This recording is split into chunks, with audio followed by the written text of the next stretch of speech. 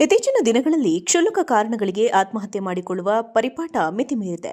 ಮುದ್ದಿನಂತಹ ಇಬ್ಬರು ಮಕ್ಕಳನ್ನ ಬಿಟ್ಟು ಮಹಿಳೆ ಕೆರೆಗೆ ಹಾರಿ ಆತ್ಮಹತ್ಯೆ ಮಾಡಿಕೊಂಡಿರುವ ಘಟನೆ ತೆಲಂಗಾಣದಲ್ಲಿ ನಡೆದಿದೆ.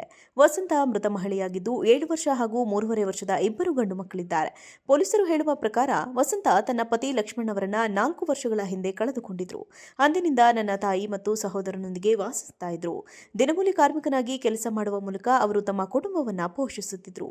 ಶುಕ್ರವಾರ ಸಂಜೆ ಅವರು ತನ್ನ ಮಕ್ಕಳನ್ನ ಟ್ಯಾಂಕ್ ಬಂಡ್ಗೆ ಕರೆತಂದು ಆಟವಾಡಲು ಮೊಬೈಲ್ ಫೋನ್ ನೀಡಿ ನಂತರ ಹುಸೇನ್ ಸಾಗರ್ ಸರೋವರಕ್ಕೆ ಹಾರಿದ್ದಾರೆ.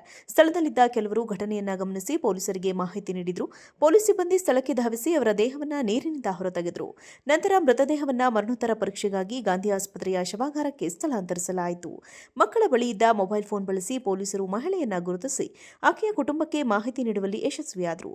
ಪ್ರಕರಣ ದಾಖಲಿಸಲಾಗಿದ್ದು ಹೆಚ್ಚಿನ ತನಿಖೆ ನಡೆಯುತ್ತಿದೆ ಎಂದು ಅಧಿಕಾರಿಗಳು ತಿಳಿಸಿದ್ದಾರೆ. ಇತ್ತೀಚಿನ ದಿನಗಳಲ್ಲಿ ಕ್ಷುಲ್ಲಕ ಕಾರಣಗಳಿಗೆ ಆತ್ಮಹತ್ಯೆ ಮಾಡಿಕೊಳ್ಳುವ ಪರಿಪಾಠ ಮಿತಿ ಮೀರಿದೆ. ಮುದ್ದಿನಂತಹ ಇಬ್ಬರು ಮಕ್ಕಳನ್ನ ಬಿಟ್ಟು ಮಹಿಳೆ ಕೆರೆಗೆ ಹಾರಿ ಆತ್ಮಹತ್ಯೆ ಮಾಡಿಕೊಂಡಿರುವ ಘಟನೆ ತೆಲಂಗಾಣದಲ್ಲಿ ನಡೆದಿದೆ. ವಸಂತ ಮೃತ ಮಹಿಳೆಯಾಗಿದ್ದು 7 ವರ್ಷ ಹಾಗೂ 3.5 ವರ್ಷದ ಇಬ್ಬರು ಗಂಡು ಮಕ್ಕಳಿದ್ದಾರೆ. ಪೊಲೀಸರು ಹೇಳುವ ಪ್ರಕಾರ ವಸಂತ ತನ್ನ ಪತಿ ಲಕ್ಷ್ಮಣ್ ಅವರನ್ನ 4 ವರ್ಷಗಳ ಹಿಂದೆ ಕಳೆದುಕೊಂಡಿದ್ರು. ಅಂದಿನಿಂದ ನನ್ನ ತಾಯಿ ಮತ್ತು ಸಹೋದರನೊಂದಿಗೆ ವಾಸಿಸ್ತಾ ಇದ್ರು. ದಿನಗೂಲಿ ಕಾರ್ಮಿಕನಾಗಿ ಕೆಲಸ ಮಾಡುವ ಮೂಲಕ ಅವರು ತಮ್ಮ ಕುಟುಂಬವನ್ನ ಪೋಷಿಸುತ್ತಿದ್ರು. ಶುಕ್ರವಾರ ಸಂಜೆ ಅವರು ತನ್ನ ಮಕ್ಕಳನ್ನ ಟ್ಯಾಂಕ್ ಬಂಡ್ಗೆ ಕರೆತಂದು ಆಟವಾಡಲು ಮೊಬೈಲ್ ಫೋನ್ ನೀಡಿ ನಂತರ ಹುಸೇನ್ ಸಾಗರ್ ಸರೋವರಕ್ಕೆ ಹಾರಿದ್ದಾರೆ.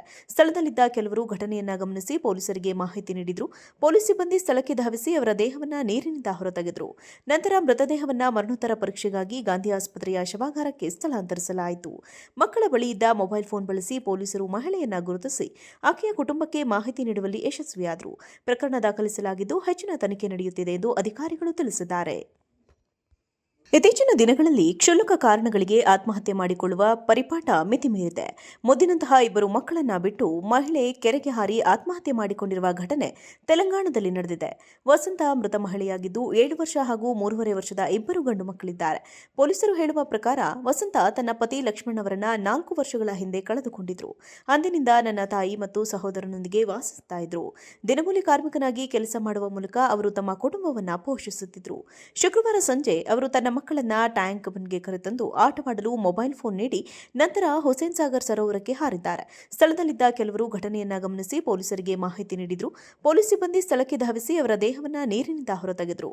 ನಂತರ ಮೃತದೇಹವನ್ನ ಮರಣೋತ್ತರ ಪರೀಕ್ಷೆಗಾಗಿ ಗಾಂಧಿ ಆಸ್ಪತ್ರೆಯ ಶವಾಗಾರಕ್ಕೆ ಸ್ಥಳಾಂತರಿಸಲಾಯಿತು.